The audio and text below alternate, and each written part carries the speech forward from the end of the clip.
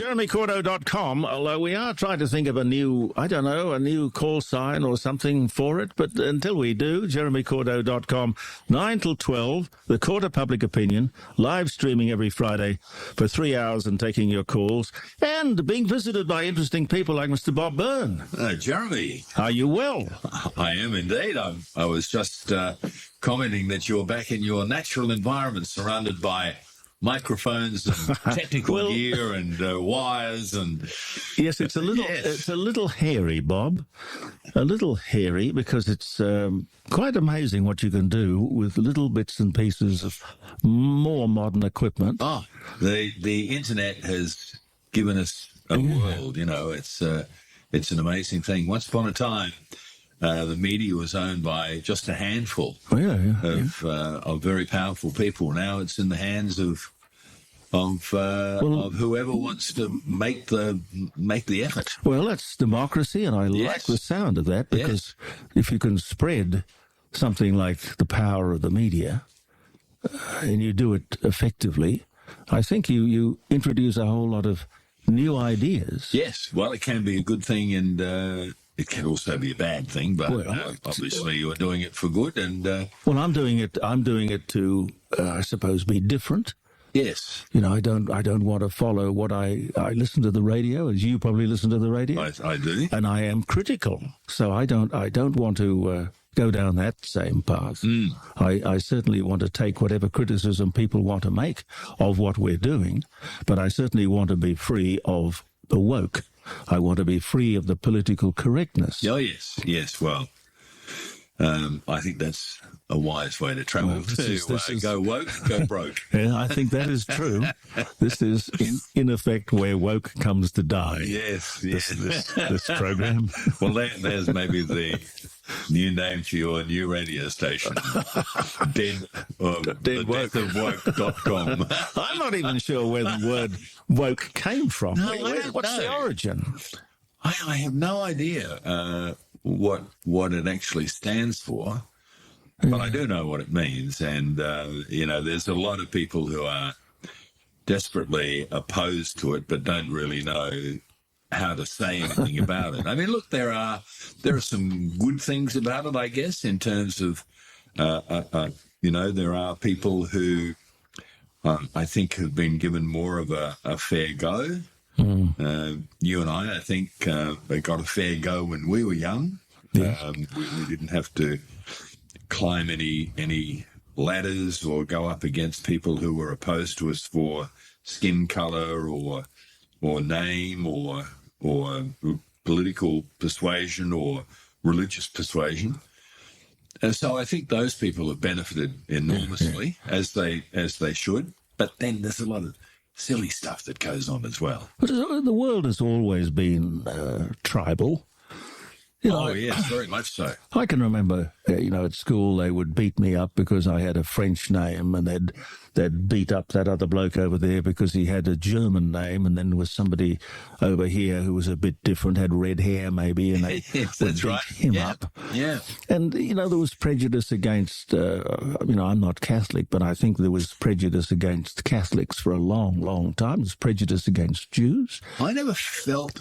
I was Catholic. I never felt prejudice, but that's probably because I went to a Catholic school and mixed with my own. And well, it's tribalism. Absolutely. And then maybe, I never tried to get a job or break into something that was opposed to Catholics. So I never felt that kind of opposition. No, but the tribal thing is fascinating because somebody told me the other day that people would go and join the Masons because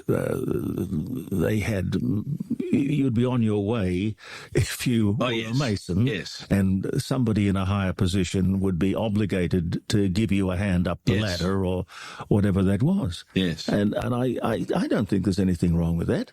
People belong to a club. They like their own.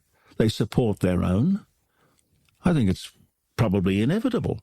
But you can't look at human nature, which, as I say, is basically tribal, and then find fault with every aspect of it and try and dismantle it.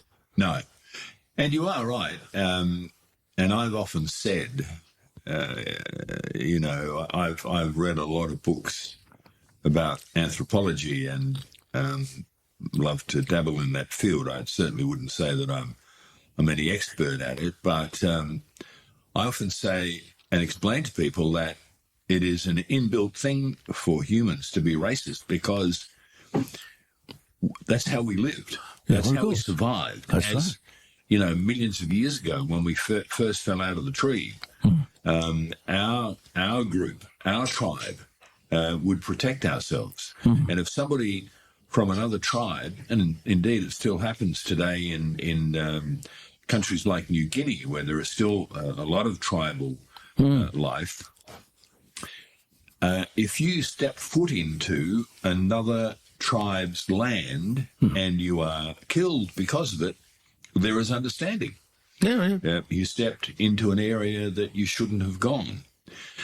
But having said all that, I think that, we need to now realize that we're in the 21st century and there's been a lot of education, and we do understand that human beings are, by and large, the same, no matter what colour, size, religion, but etc. Are you ever going to get rid of the basic thing of human nature? Well, it's built in. It's built into your head. It's in the DNA. Yeah, absolutely correct. But with education, we can educate people and tell people and they can learn that that although it's a natural kind of instinct, it's not. No, I know. It's not right for us to do it. And every other person is a human being, the same as we are. What do you think of the voice? What are you going to? You don't have to tell me which way you're going to go, but you got an opinion?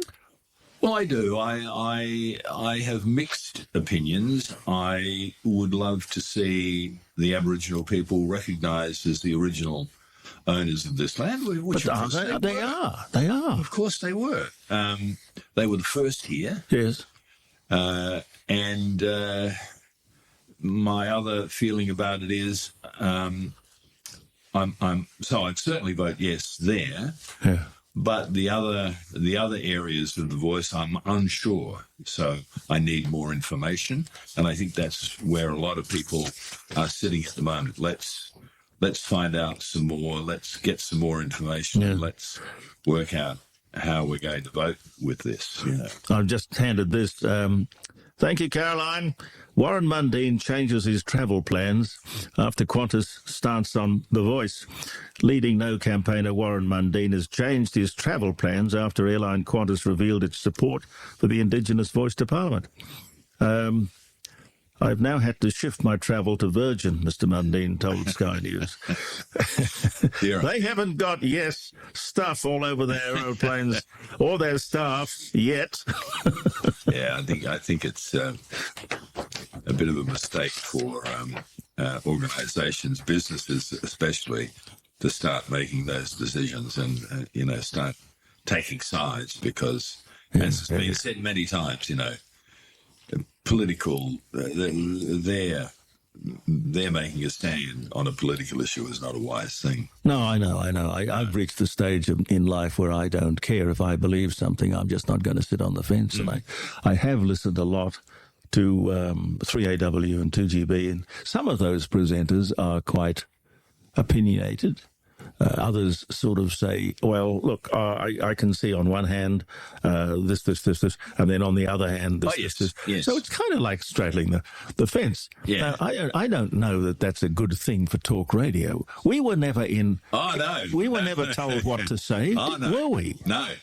And in fact, we were encouraged to say things that might create more calls that would create some kind of ruckus out there in the community. Let's stir everybody up. Absolutely. You don't want people sitting around agreeing with you. No, that's right. Absolutely. People want to ring up and tear your ears off. I mean, that's entertainment. Yeah, my mentor, Keith Graham, he would quite often, if he were at a party, for example, and he was involved in a discussion, he might say, well, I'm certainly voting yes for The Voice, even though he would be planning on voting no or whatever. But he would go in and give the totally opposing view to what he actually believed in. Yeah, well, it stirred the pot. It stirred the pot, but it also helped him sharpen his own argument and his own argumentative skills. Tell me about Keith Graham. What was he? Keith was the manager of 2GO originally. 2GO. And then eventually became head of 2WS, and then the 2WS network he built, which eventually I think bought Oz Stereo. By then, Keith had passed away, of course, but he was a genius of radio, and indeed in the eastern states of Australia today, there are still some awards in his name because he was such a leader and a great mentor. I wonder if today we'll throw up similar people of caliber. I don't know, but I can remember. Well, of course, there was Paul Linkson, who was important in both our lives at 5DN. Yes, and people like Stan Clark at 2GB was very significant in my life. Yes, and Perce Campbell, who was a station manager at 2GB. Yeah, I knew Perce. Yes. Did you ever work for 2UE? No, I didn't. No. Yeah. No. The Lamb family were important in radio. Yes. Paul Thompson was terribly important here in Adelaide. Yes, here in Adelaide. Mm-hmm. Yeah. All of these people should not be, while they're alive and running around, we should be using their smarts. Yes, I mean... Paul is alive and kicking. He's fine. Well, I would love to get him along to one of our Rats lunches, Paul Thompson, but I haven't had the opportunity yet to do that. Tell us about the Rats lunch. Well, okay, so Rats is a group of radio and television, well, we call them stayers, because we've stayed. Lasters. Yeah, well, we've lasted. So we're Rats, and 2 or 3 times a year we get together and we have lunch. You've been to a number of them yourself. Yep. And we try and get somebody interesting to join us on stage and maybe have a bit of a chat about their life and about what their role was or is in the media. And certainly I would love to get Paul Thompson there. I never worked for Paul, but I missed him a couple of times. I left 5KA just before he arrived, and I almost worked at 2GB just before he took the radio station over. So he and I have often laughed about the fact that we never actually got to work together. But I admired the work that he did. I think he was a great leader. And well, Life Station, was it Life Station? Yes, 5KA. Yes. Yeah, Tony Denton's got a whole lot of 5KA stuff. I don't know actually where he got it from. Right. 2001. 5KA reunion. Yes, I went to that at Memorial Drive, no, Memorial Oval, at the Oval there. Memorial Oval, sorry. Adelaide Oval. I'm getting my cities confused. And yes, they had a big marquee out the back of the grandstand, and we all partied on in there until very late in the morning. Memories. Yes. Did you ever work for 5AD? Oh, yes. I worked at 5AD from 1970 to 1972.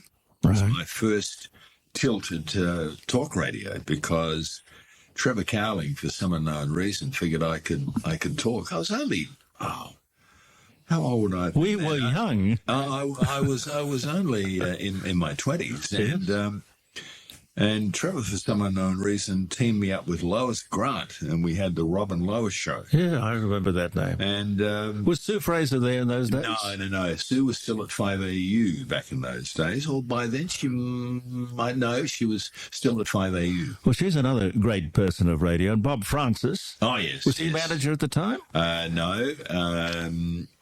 Manager in those days was Sutton, Ian Sutton. Oh.